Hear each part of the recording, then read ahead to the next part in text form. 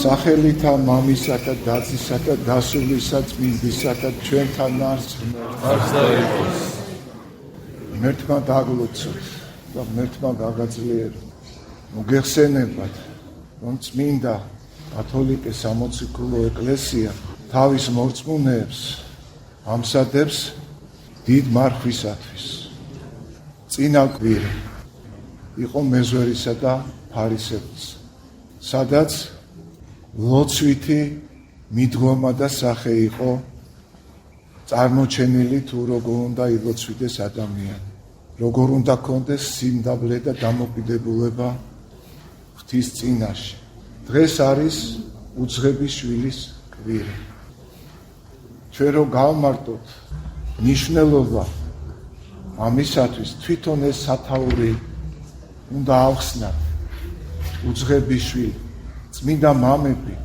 ჩვენ გვასწავლიან რომ იგავში იხსენიება წარწმენდული ანუ სულისგან სულიერი მადლისაგან განძარცვული მორალურად და ზნეობრივად დაცემული ადამიანი აგრეთვე უნდა აიხსნას ის სახარებისეული ალეგორიები მამა მამისეულის სახლი და სამკვიდრებელი მამა ეს არის მამაზეციერი ანუ მამა ღმერთი მამის სახლი ეს არის სამყოფელი ღვთისა და სამკვიდრებელი რომელიც ებოძა უმცროს შვილს ეს არის ის სულიერი და ფიზიკური და ბუნებითი ნიჭები გონება მადლისულისა წმინდისა აგრეთვე ის მატერიალური სიმდიდრე რომელიც ღმერთმა დაუშვა აი უმცროს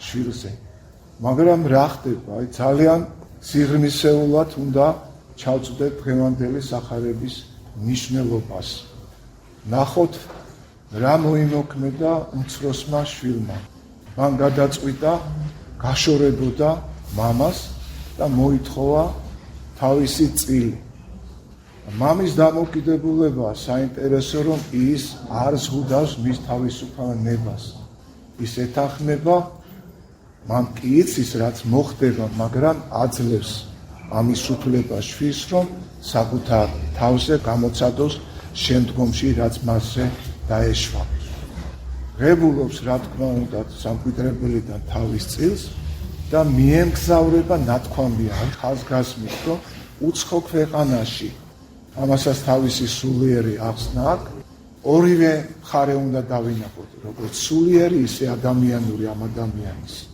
და ის ფლანგავს ყველაფერს განიძარცვავს იმ სულიერ სამოსელსაც იმ მატერიალურსაც კარგავს და მას ყველა შემოეცლება აი ამის მერე იმდენად დიდ განსაცდელშია იგი რომ გადაწყვიტავს იქ უცხო ქვეყანაში შეეკედლოს ერთ-ერთ ადამიანს ემსახუროს მას და რა ხდება ის მეპატრონე დააყენებს ღორების მწყემსად ეს იყო ყველაზე უმდაბლესი ყველაზე დამამცირებელი ებრაელებისთვის ესეც არის და მისთვის განსაკუთრებულად მაგრამ თავზევით ძალა არ ქონდა იგი იწყებს ამ საქმეს მაგრამ კიდევ უარესი კიდევ უფრო ცუდი რამ ხდება მის თავს რომ მას არ აქვს საზრდელიც კი რომ თავი გამოიკვებოს და ის იკვებება სწორედ იმ სალაფავით რასაც ის პირუტყვები ღებულობენ ეს იყო საერთოდ დაცემა და განადგურება უმცროსი ძისა აი ამ შემთხვევაში ხდება სასწაული ისეთი როგორც თქვენ გახსოვთ იონა წინასწარმეტყველი როგორი სინანული გაუჩნდა მას როდესაც იგი 3 დღე-ღამის განმავლობაში იმყოფებოდა ვეშაპის მუცელში ანალოგიური ხდება მის თავს იგი იწყებს უკვე ფიქრს სინანულს რაც მთავარია და გადაწყვიტავს მიუხედავად და იმ სიძნელეებისა რაც მასში ხდებოდა გადადგავს ნაბიჯს რომ წავიდეს მამასთან სთხოვოს პატიება და მან იცის რომ მამა მას ხელს არ კრავს იგი მიემგზავრება და ნახოთ თვითონ აქ ღმერთი როგორ ხვდება მას. მამა გამოეგებება პირიქით, იმის მაგივრად საყვედურები უთხრას, იგი არაფერს არ ამბობს, გულში იკრავს მას და ყველაზე საუკეთესო ზვარაკს წირავს. შესამოსეცაც კი, თქვენ გახსოვთ, აძლევს ახალს, როდესაც 64-ში ადამი ცოდვით დაეცა ადამი და ევა, მაშინაც ღმერთმა უხეში შესამოსვით შემოსა ისინი, არ დააგდო მაინც. ჩვენ ადამიანები ღმერთს ადგილით კი არ ვცილდებით, ცოდვიანი საქმით ვცილდებით. ეს არის შინაარსი, დედააზრი, დღევანდელი სახარებისა. და უკეთებს ბეჭედს, ამასაც თავისი სულიერი დატვირთვა აქვს, ეს არის, რომ მან ღმერთმა თავისი ბეჭედი დაასვა და დააბრუნა საკუთარ სახლში. ეხლა შევხედოთ მისი უფროსი ძმის მდგომარეობას და ჩვენი თავიც დავინახოთ. ხშირ შემთხვევაში ეკლესიაში, ეკლესიური ადამიანებიც შეიძლება ასე მდგომარეობაში აღმოჩნდნენ. რა მაქვს ხედელობაში?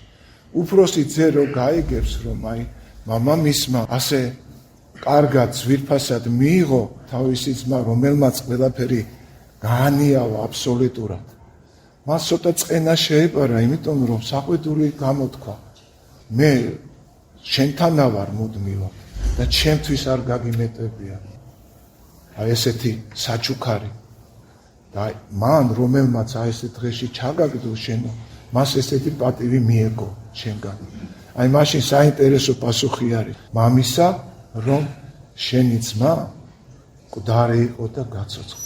წარმოიდგინეთ როგორი შეფასება.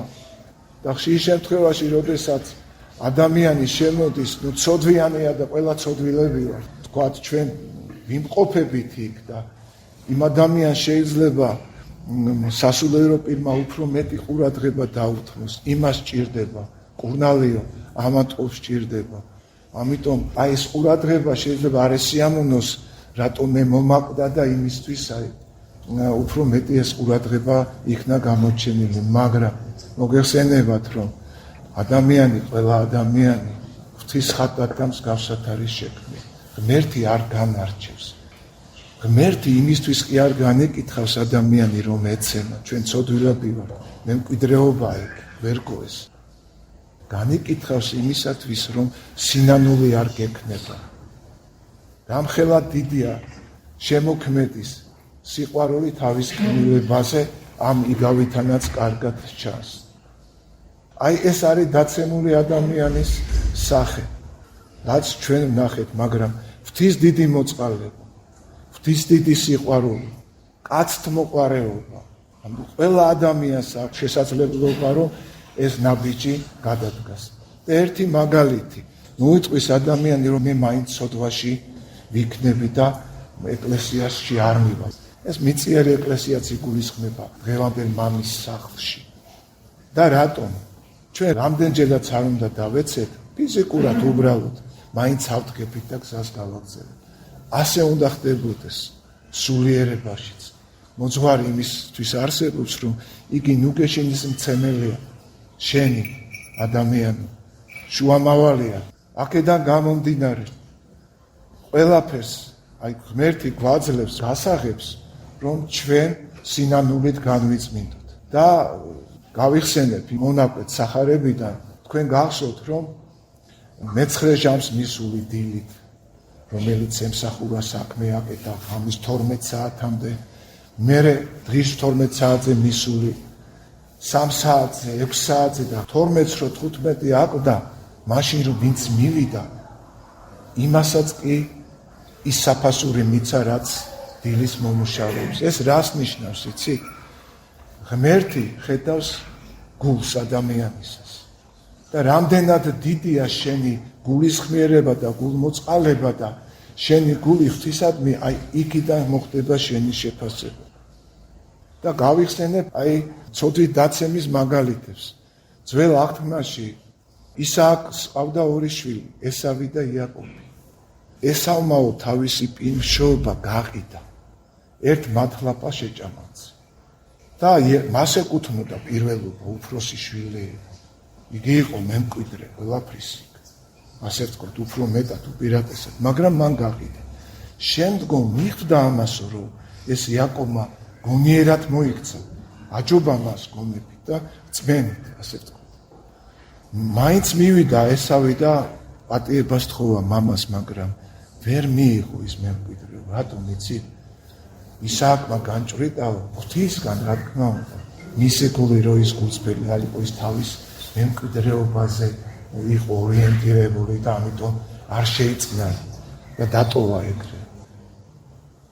ასევე იყო დიდი მეფე, პირველი მეფე, ხომ, საული. ისრაელის პირველი მეფე, რომელმაც შესწოდა, შემდეგ მადლი განეშორა, ცუდ დღეში აღმოჩნდა, სამუელ წინასწარმეტყველს აღსარებას აბარებდა და ეუბნეოდა, რომ აი ამიტომ კი გააჩნდა თითქოს სინანული, მაგრამ არც იქ იყო, ის თავის პრივილეგიებს მისდიოდა უფრო. არც მას ერგო მეფობა, დაკარგა. და მესამე მაგალითი, დავით წინასწარმეტყველის, დავით მეფის, რომელმაც ძალიან დიდი ცოდვა დაუშვა, ღმერთმაც არ დააყენდა განსაცდელი, შვილი მოუვდა, საყვარელი შვილი, მაგრამ მას ერთი საყვედური არ დასცდენია ღვთის მიმართ. მადლობას წირავდა ღმერთს და ღმერთმა შეეწირა მეფე და მისი გული ნახა. ამიტომ არის გალობანი, რომელიც მან დაწერა. ცენემით არის იგი, სულიერად არის იგი გადმოცემული ჩემო ძვირფასი. დავოცვილი გამყოფოთ ღმერთმა. გილოცავთ ჩვენი დიდი მეფის, დავით აღმაშენებელის ხსენების დღე არის. ეს ეროვნული დღესასწაულიც არის. თქვენ ყველას კარგად მოგეხსენებათ, რაოდენ დიდია მისი დამსახურება. 16 წლისა გამეფდა, ნიშნულობა აქვს ამ ასაკსაც. და ახალგაზრდა 53 წლისა გარდაიცვალა. მაგრამ მან ამ წლებში, ამ მეფობის ჟამს, უდიდესი საქმე გააკეთა ქვეყნისთვის. გაამთლიანა საქართველო, ვიცით რომ 10 წელი ელოდებოდა რომ თბილისი ეხსნა არაბეთისაგან და დედაქალაქიც დაუბრუნა საქართველოს ფარგლებს და ჩარჩოებს. და ნიკოფსიიდან დარუბანდამდე ქვეყანა ჰქონდა ჩვენ მისი მეშვეობით. ეს იყო მის ოქროს ხანა, ზუსტად რომ იწოდება, საფუძველი მან ჩაუყარა დავითმა. და მისი სულიერება, საიდან მიეცა ეს ყოველივე მას, აი ამასაა კიდევ მნიშვნელობა. ვინ გაზარდა, ვინ აღზარდა, ეკლესიაში აღიზარდა, გიორგი ჭონდიდელის ხელში გაიზარდა, მდევთავის ხელში. გააწვთნა როგორც სულიერად, ისე ფიზიკურად. მადლი მიცა ღმერთმა. ხელიდან არ უშევდა სამოციქულოს, სახარებას. ღმერთს მადლობდა და ღმერთის იმედად იყო, ხოლო თვითონაც მოქმედება.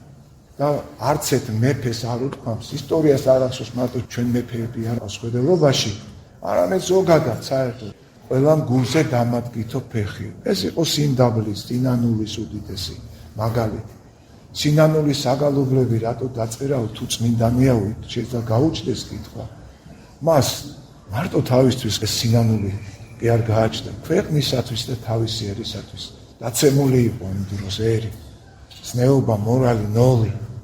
დღეს ჩვენ არავის თუ ახლა დღევანდელ რეალობას გადავხედავთ, უბედურება ხდება ჩვენ თავს. აი, თუ გინდა ერი გაანადგურო, ან ფიზიკურად უნდა მოსპო, ან ზნეობრივად გაღწვა.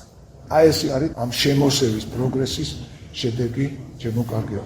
მინდა დაგლოცოთ ერთხელ კიდევ და მადლი და წყალობა არ მოგაშოროთ ღმერთმა. შევევედრეთ ჩვენი ქვეყნისა და ჩვენი ერის კეთილდღეობისათვის ღმერთსა და ისმინოს ჩვენი ერთობლივი ლოცვა უფალმა. იდღერძელეთ და აიხარეთ, ჩვენთან არის ღმერთი. Bueno, όλα του სამდელოესობა, მალვირსო, მამებოც, მანუ და დანუ, კილოცავ, ხევანდელ დღესასწაული, თუნდაც იმიტომ, რომ გამომდინარე წაკითხული სახარებიდან უცხებმა შვილმა გაიმარჯვა საკუთარ თავზე, საკუთარ ცოდვებზე და სინანული დაუბრუნდა მამას. ასე რომ ყველაზე დიდი გამარჯვება ის არის, როდესაც ადამიანი საკუთარ ცოდვებზე, საკუთარ ნებებზე გაიმარჯვებს და დაუბრუნდება ღმერთს. ყველაზე დიდი დამარცხება, ყველაზე დიდი ტრაგედია ეს არის ცოდვა და ყველაზე დიდი გამარჯვება და დიდი სიხარული ეს არის სინანული და ისევ ღმერთთან დაბრუნება, ასე რომ აი ამ მიგავის ფინალი კეთილია.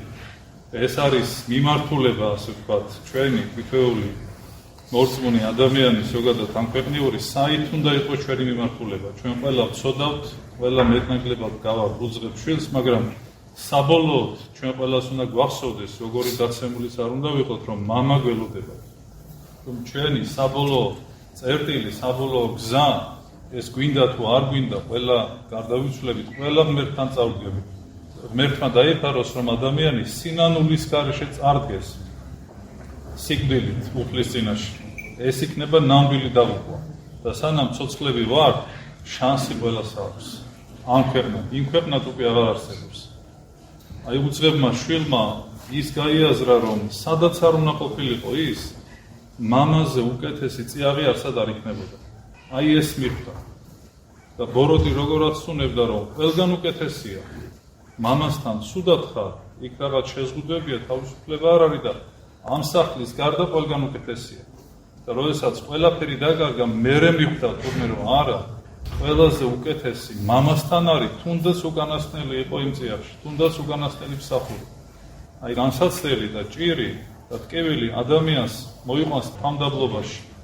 აი სანამ არ დამდავლდა უძღები შვილი, მაშინ არ დაიბადა მამისკენ მიბრუნების, ასე ვთქვათ, სურვილი და როგორ ეუბნება მამას, რომ მამაო, არა ვარ ღირსი, ისევ შენს ძედ ვიწოდებოდი, არამედ უკანასკნელი მსახური მიმიღე. აი ეს თამდაბლობა ისევ გვაერთებს ღმერთს და მამა ისევ პირვანდელი პატივით გვამავლებს ჩვენ. აი ღმერთმა ყველას მოგცეს ეს სინანული, ღმერთმა ყველა დააბრუნოს ჭეშმარიტად ეკლესიის წიაღში და უფლის წიაღში. აი ეს იქნება ყველაზე დიდი გამარჯვება, ყველაზე დიდი გაბრწყინება, ყველაზე დიდი გაერთიანება და გადარჩენა ჩვენი ქვეყნის. სულიერი გადარჩენა უპირველეს ყოვლისა, რომელიც შეუძლებელია რწმენის და დედა ეკლესიის და ღმერთის გარეშე. ჩვენ სხვადასხვა, ასე ვთქვათ, სახის რაღაცა წარმატებას გვირდებიან თუ გვესმის, მაგრამ თავარი უნდა ვიცოდეთ. ჩვენი ერის გადარჩენა, ეს უპირველეს ყოვლისა მისი სულის გადარჩენა, თუ ქართული სული, თუ თითოეულ ჩვენთაგანში ღმერთის ცოცხალი რწმენა იცოცხლებს, მთლიანობაში ქვეყანა იქნება ჯანსაღი და ცოცხალი. აი ეს დაადასტურა დიდმა დავით აღმაშენებელმა მისმა ეპოქამ. დავით აღმაშენებელი იყო უპირველეს ყოვლისა ღვთისმსახური და მერე ერის მსახური. როდესაც ადამიანი ჭეშმარიტად ღვთისმსახურია, ის კარგი ერის მსახურიც იქნება, კარგი წინამძღოლიც იქნება, კარგი მამაც იქნება და კარგი, ასე ვთქვათ, მოქალაქეც, თუნდაც და საზოგადოების წევრი. თუ ღვთისმსახური არ არის, მაშინ არსად არ ივარგებს ადამიანი. აი ეს მოგცა დავითმა და ყველა მისი გამარჯვება იყო, იწყებოდა და მთავრდებოდა ღმერთით. ქრისტეს მხედრობას უწოდებდა, საკუთარ მხედრობას, ქართველებს განიხილავდა როგორც ქრისტეს მსახურ და ქრისტესთვის მებრძოლ ქვეყანას. ამიტომაც მოსცა მას ღმერთმა ძლევა და შეწევნა და ინებოს უფალმა, რომ ჩვენ დაგვიბრუნოს დავითის საქართველო. გნებავთ სულიერები და გნებავთ ეროვნული, ზნეობრივი სიჯანსაღი. მაგრამ დავითი არ ყოფილა მარტო, ასე ვთქვათ, სახელმწიფოებრივად ამ ქვეყნიური გაგებით, როგორც ძლევამოსილი მხედართავარი ან მეფე.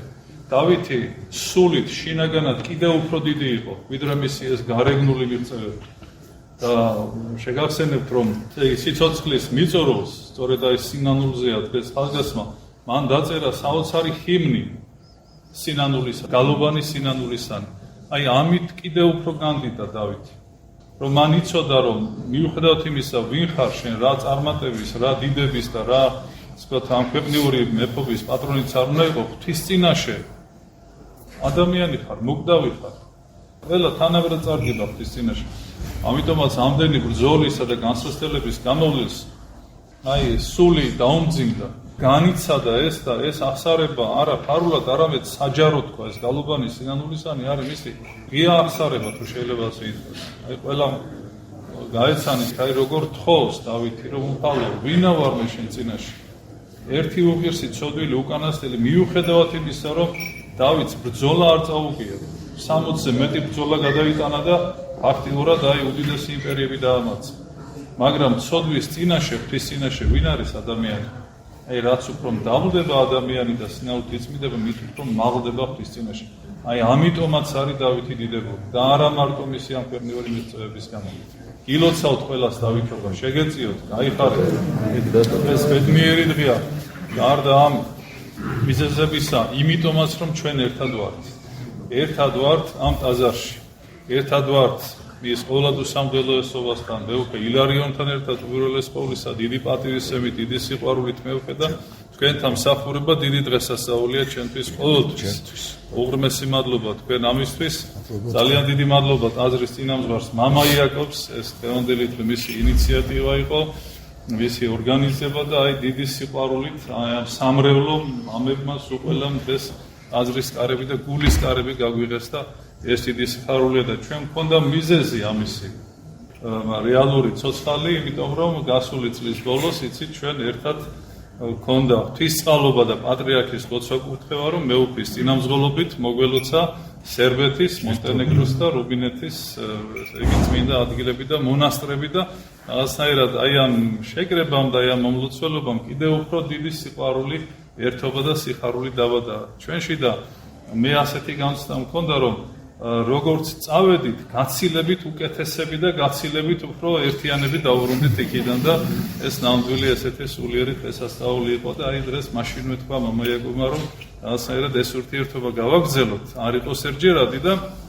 შევიკრიბოთ ერთად და აი სამი თვის თავზე ეხლა დადგა ეს ბედნიერი დღე და რა ვიცი, მე ასავსე ვარ ამ სიხარულით, გლოცავთ სულ ყველას და მე ვაინებოს, რომ აი ამ სიყვარულით გვევლოს ამ წუთის სოფელში, აქაც საქართველოში და თუნდაც მთელ სამყაროში, თელს ქვეყნიერებაზე და კიდევ მრავალი წმინდა ადგილი ერთად მოგველოცოს. ძალიან დიდი მადლობა თქვენ მამა იაკობ, ამდენი მოღვაწეობისთვის, აი ამ ცოცხალი სამრევლოსთვის, სულ ყველას, მამებს, რომლებიც აქ სხვადასხვა მონასტრებიდან, ეპარქიებიდან ჩამოვბრძანდნენ.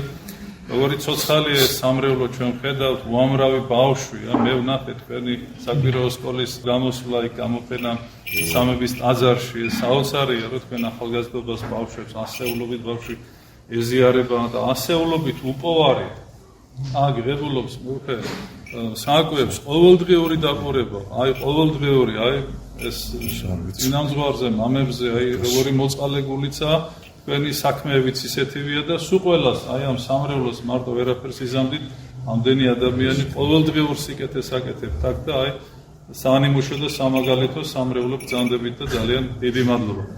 დალოცვილი და ბედნიერი იყავით, მრავალ დავითობას დაესწარით.